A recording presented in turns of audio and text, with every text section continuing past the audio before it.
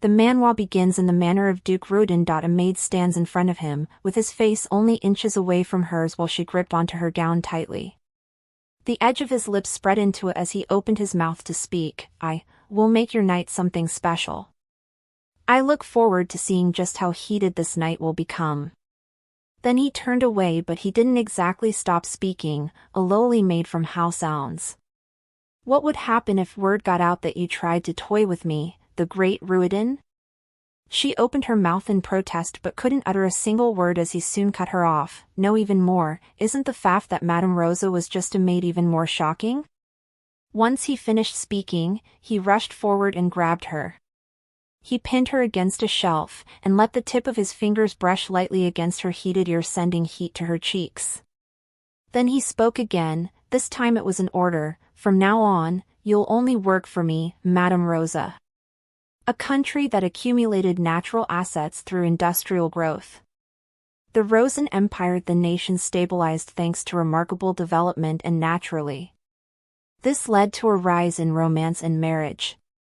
In the bustling marketplace, a lady suddenly asks if she's heard about Madame Rosa.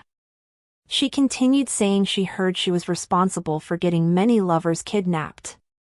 The lady beside her in response asks if she wasn't the famous love letter ghostwriter, revealing afterwards she was looking to hire her too.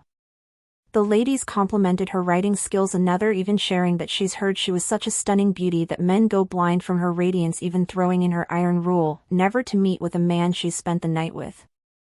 The number of men she's ensnared is said to rival the amount of roses in the arson garden. That was apparently where the name, Madame Rosa, came from. Finally they ended saying they'd love to meet her someday. Meanwhile, a lady stood to the corner. She turned to leave, thinking of how Madame Rosa was neither a seductress nor the beauty that the rumors claimed. She knew her better than anyone else. And the reason was simple. Because she was the real Madame Rosa. Once a week, she visits the post office to check on the requests sent to Madame Rosa. Since she takes the request through a post office, no one knows her true identity. While she was surely earning some small change under a hidden name, a certain problem has come up recently. Because her writing style became widely known, people no longer needed her.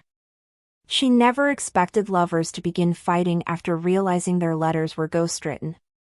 But now, she was finally getting a request after so long. Excited after finally getting a request in so long, she hurried to open the letter, not expecting the content to petrify her to that spot.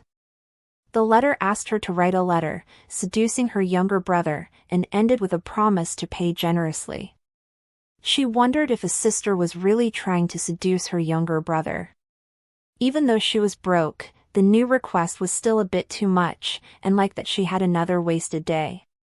In a new scene, a lady calls for Lavery. She points out that she's late, noting they're already short on staff as it is. The lady turns out to be the Marchioness of Elns. She pokes her at her head and demands to know where she'd gone to until she falls. Then with a scornful expression she tells her she hopes she didn't also try to pick up another job just because her pay got delayed. Lavery defends herself, explaining that she'd only gotten caught up in the market, but the Marchioness doesn't let her finish. She makes a cruel remark saying, of course no other household would hire someone like her with no background. The edge of her lips curled into a smile as she noted of course only their household would bother hiring her. Then before she takes her leave, she informs Lavery to use the lamps less, claiming the oil's been running low and there wasn't any need to light anything there at night. That night, she used a candle instead.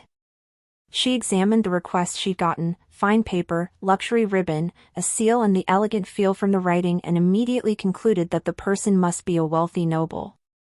She urged herself, thinking, even if the content is a little bit questionable, she was offering payment, a lot of it at that. She had to save money quickly so she could get out of that place. The scene transitions to Lavery meeting with a man all dressed up. She adjusted her hood with a hint of confusion as she thought, since the content was about seducing a younger brother, she assumed the client would be a lady.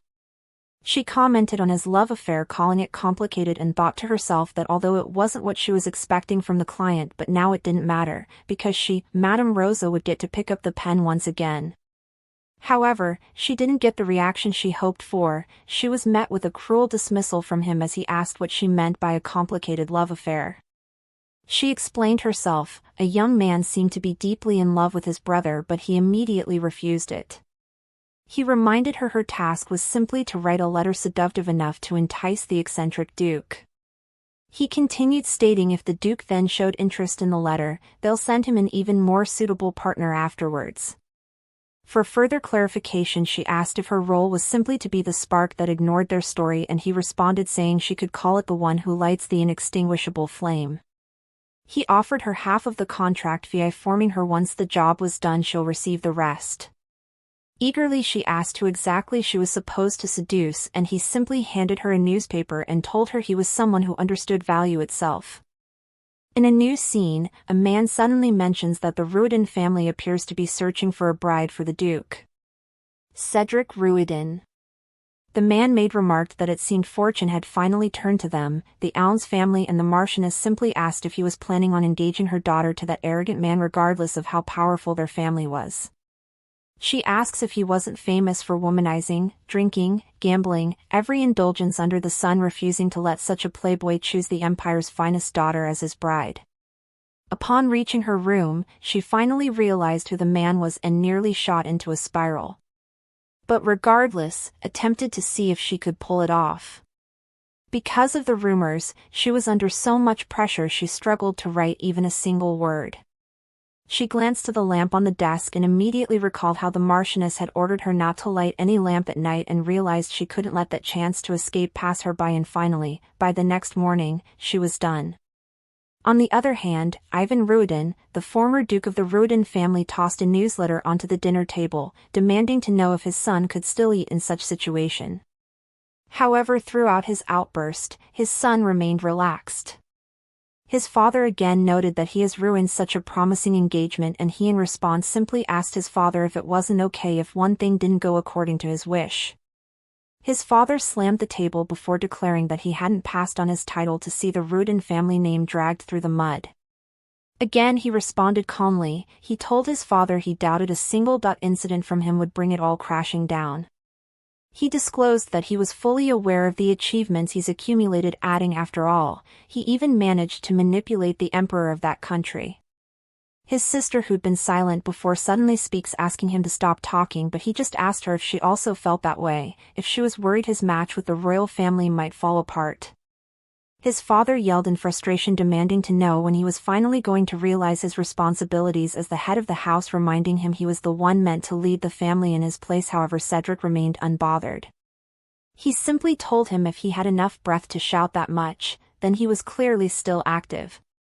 He got up afterwards, sharing that he'd be taking his leave also with the newsletter.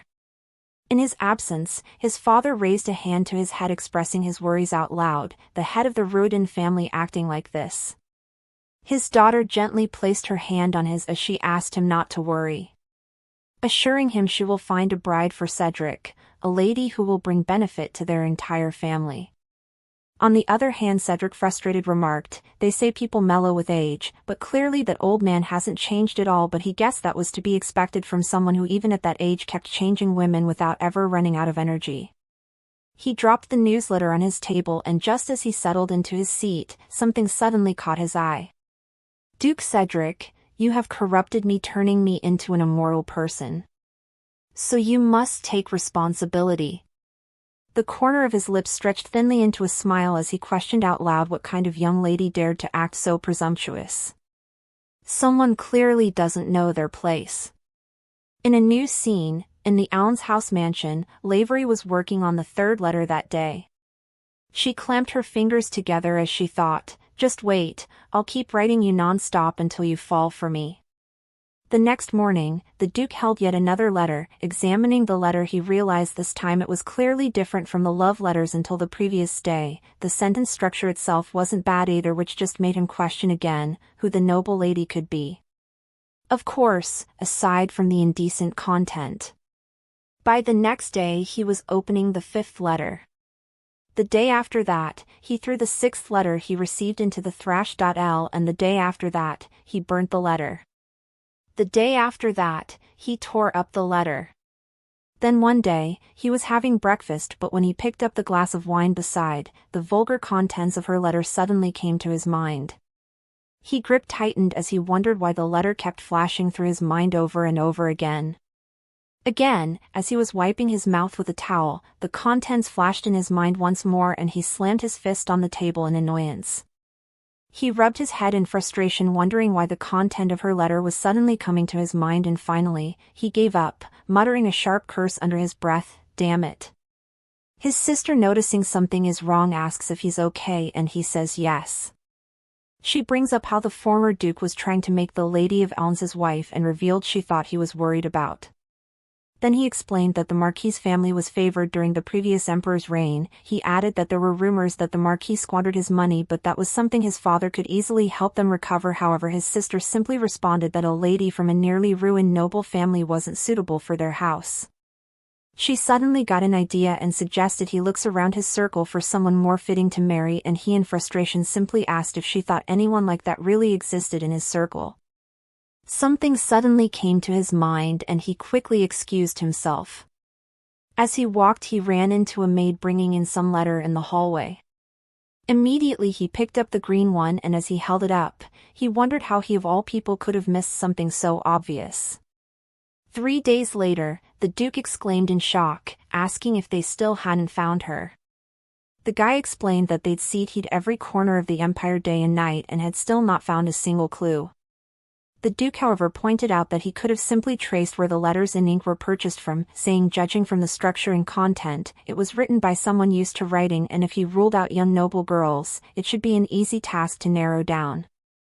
On top of that, he mentioned how she was sending letters almost daily and remarked that he should be able to catch her just by watching the mailbox, but the man Simony exclaimed that it was impossible as they did watch it and suggested she might have an accomplice since she's never shown herself.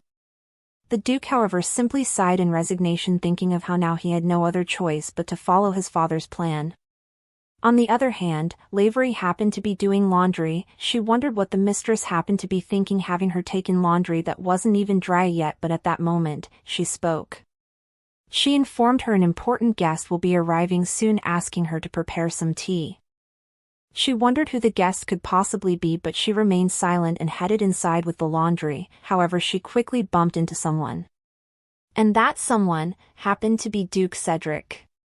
She panicked instantly, wondering if he was there for her, when he suddenly spoke up, revealing he was there for Lady Elms. Later in the garden, he suddenly mentioned seeing a mixture of cuteness and beauty. She appreciated the compliment, however the Duke immediately clarified that he was speaking about the flowers in the distance. He asked about it and she informed him it was called Zebros.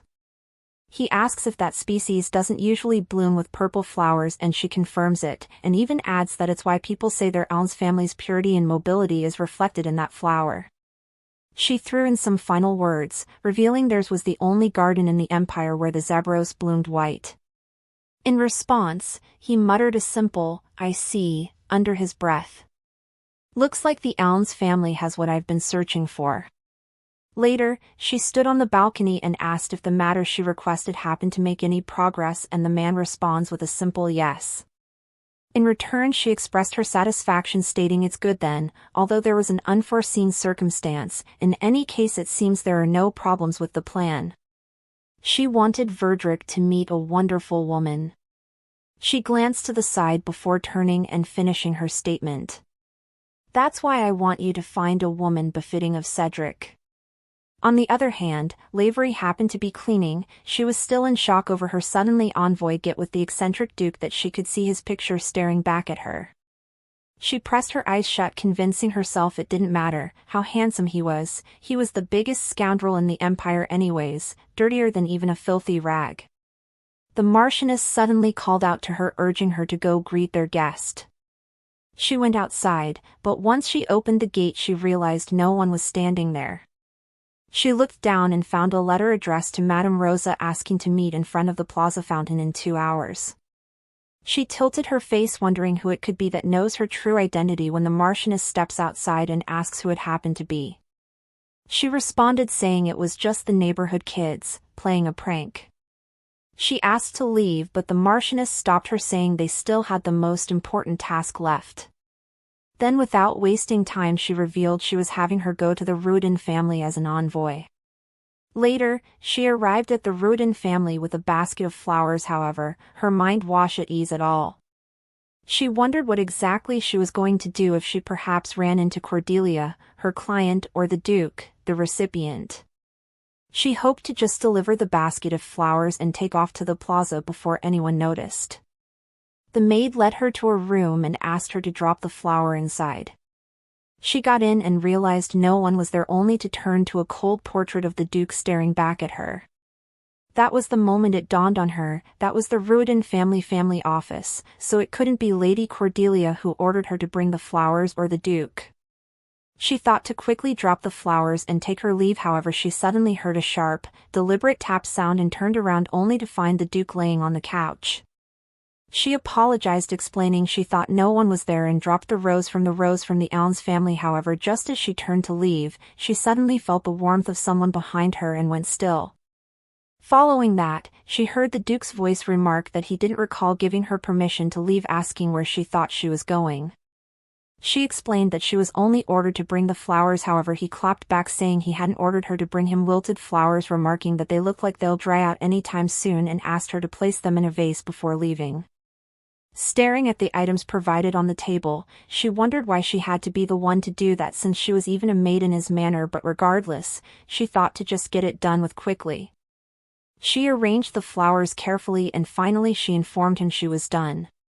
He was startled for a moment, however he quickly regained his composure and asked that she just leave it there. She dropped the vase carefully with a smile, thinking of how if she left right now she'll still make it to her appointment on time. But once she informed the Duke she was going to take her leave, he suddenly mentioned that the flowers didn't look really good on the desk, asking her to move them to the shelf.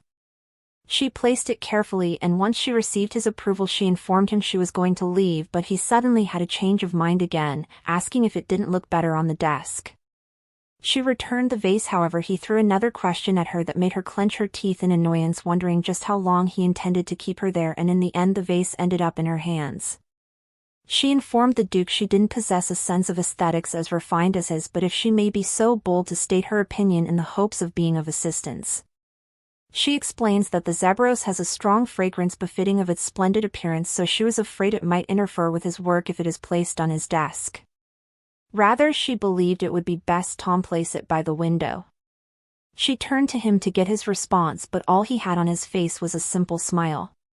He began walking towards her, even calling her by her name, as he pointed out, for someone who lives the Zebros enough to include it in a letter, it's clear you're the same when it comes to all flowers. Lavery, no. Shouldn't I call you Madame Rosa instead? Dazed, she could only manage to ask how he knew. He began speaking, revealing he'd heard people believed Madame Rosa was some enchantress from a ducal family, beautiful handwriting and a dignified writing style, flowing prose that ignites the dignity and romance of the nobility. Furthermore, she even masters the use of metaphors, quoting poetry, and literary work to convey emotion, but it turns out all of that was created by a mere maid. If it came to light that a lowly maid was meddling in the love affair of the nobility, he wondered what kind of reaction the people should show. Realizing she still had no intention of coming clean, he told her it'll be in her best interest to answer honestly, saying just as he's written in the letter, he wasn't a patient person. The plaza arrangement comes to her mind and she asks if perhaps he was the one who dropped the letter asking to meet, and without hesitation he says yes. Then after answering her question he asks if she wasn't the one sending him letters, all those while in the name of Madame Rosa. She tries to deny it, however he simply tells her if she planned to deny it then she should have hidden it more thoroughly. He mentioned how the reason the Zebros flower that bloomed in the Elms family was said to be special isn't just because it has white flowers. From what he heard, the Elms family varieties had a scent far stronger than the common type. If one was to break a flower, its scent will stain their hands so much for the entire day that it wouldn't come off. With a straight face he noted that a rare fragrance is easy to detect and hard to conceal. He raised his hand all of a sudden, causing her to flinch, but contrary to her thought he simply took her hand. See? The fragrance is still so strong. Don't even think of making an excuse. He persisted, asking if it once about time she told the truth. Otherwise, he announced her fate: the maid who has insulted a noble shall be sentenced to life imprisonment. Realizing there was no way she could avoid it, she went on her knees and pleaded for mercy.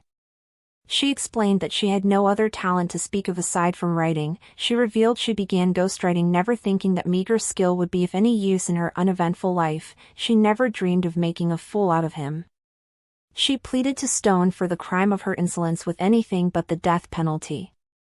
For a moment silence reigned between them until she heard him ask her to stand.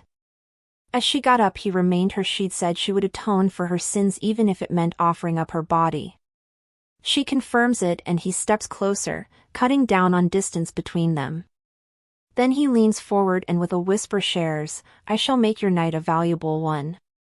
On the other hand, a man happened to be spying on the Duke. With a smile, he wondered aloud what kind of despicable act the Duke will entertain him with that day. Noticing the lady in his office, he wondered what had suddenly gotten into the Duke, inviting a woman into his mansion, remarking that it would make the perfect scoop for tomorrow's front page. If he could manage to get a glimpse of the noble young lady? He dropped his instrument in shock, his mouth agape as he questioned, "Lavery?"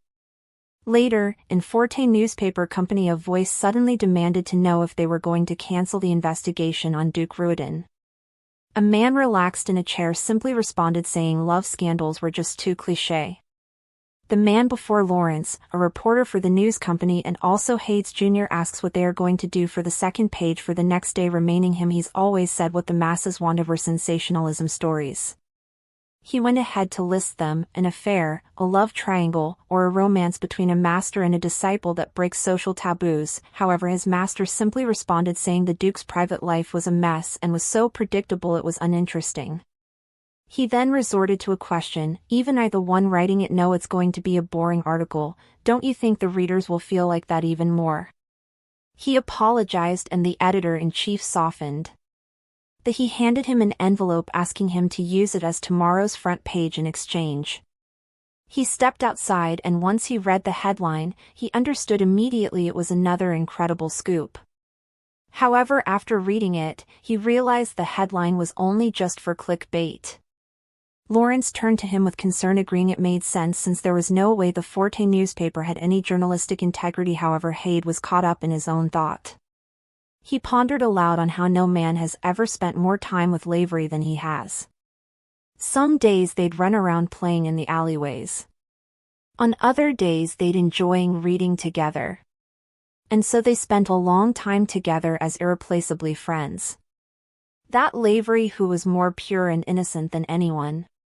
He suddenly glanced up, staring at the board that held her picture and the Duke's, and stated, "Lavery, Duke Cedric is a total scumbag."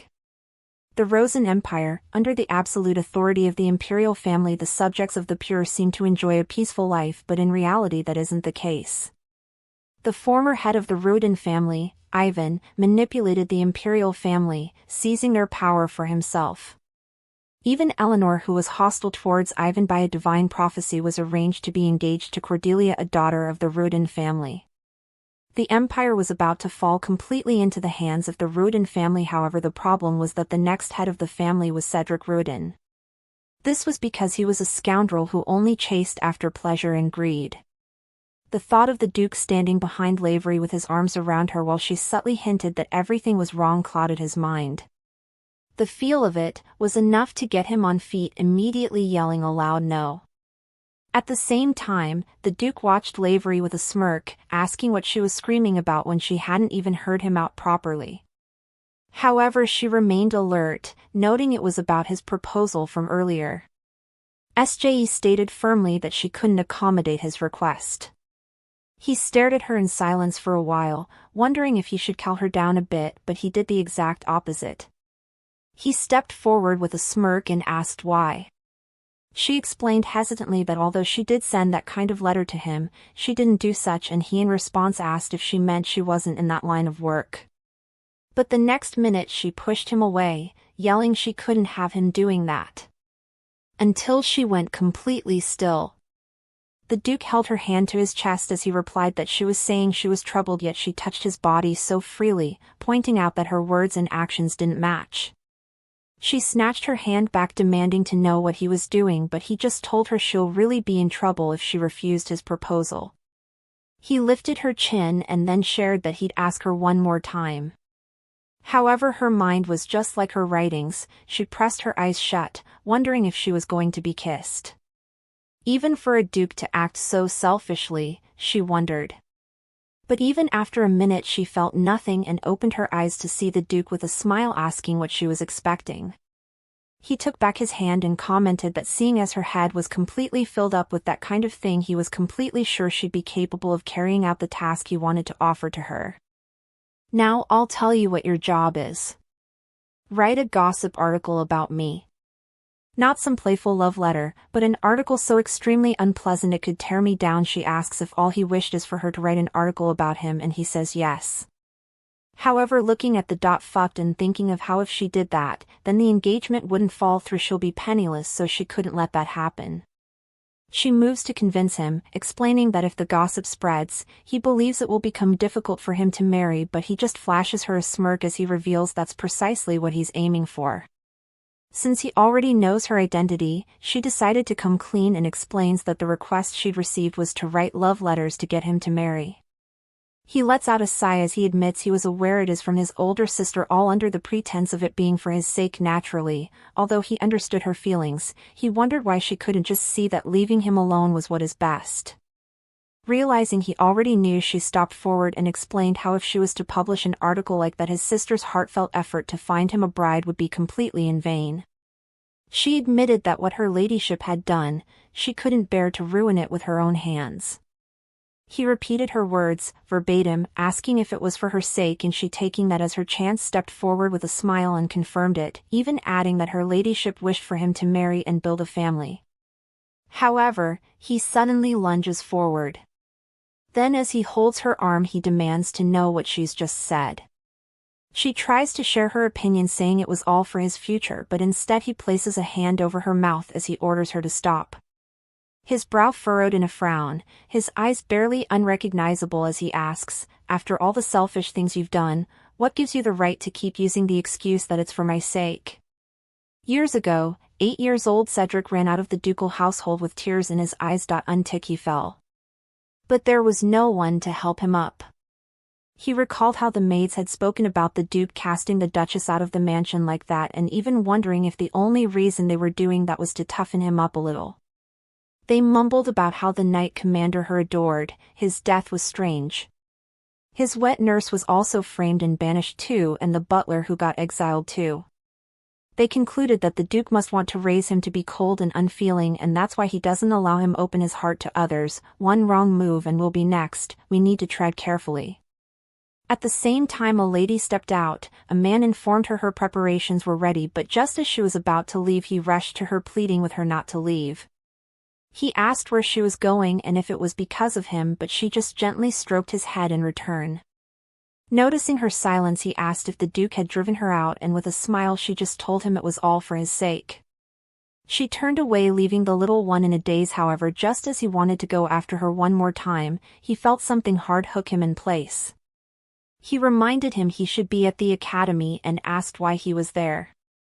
Rather, Cedric called out to his mother in the distance. He turned to the Duke and pleaded, saying he'll do everything he said from them on, he should just send his mother away, but he just called him pathetic. He told him his mother had given up her right to be in that house for his sake. Cedric, daring to confront him, insisted he couldn't accept that, which only drew a scornful gaze from the Duke.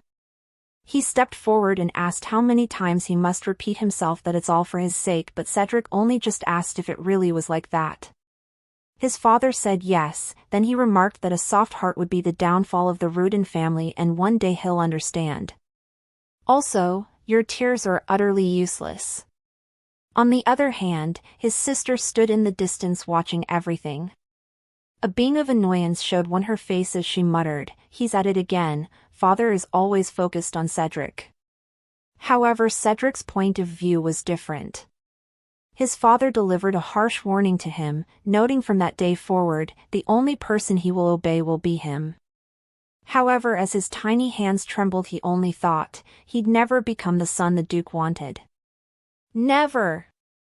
Back to the present day, as Lavery returns home, she thinks she couldn't believe that Duke himself knew about the whole scheme, and now he wanted her to write an article that would ruin his image. On top of that, he was keeping her close to keep an eye on her. The thought of running away came to her mind. Surely with what she's saved up from past jobs and the down payment from this one, she might survive for a few months. As she reached the door, she thought of how she wouldn't be getting the full payment for that contract, but considering how the down payment was quite a sum, she was relieved. However, once she got in, she froze.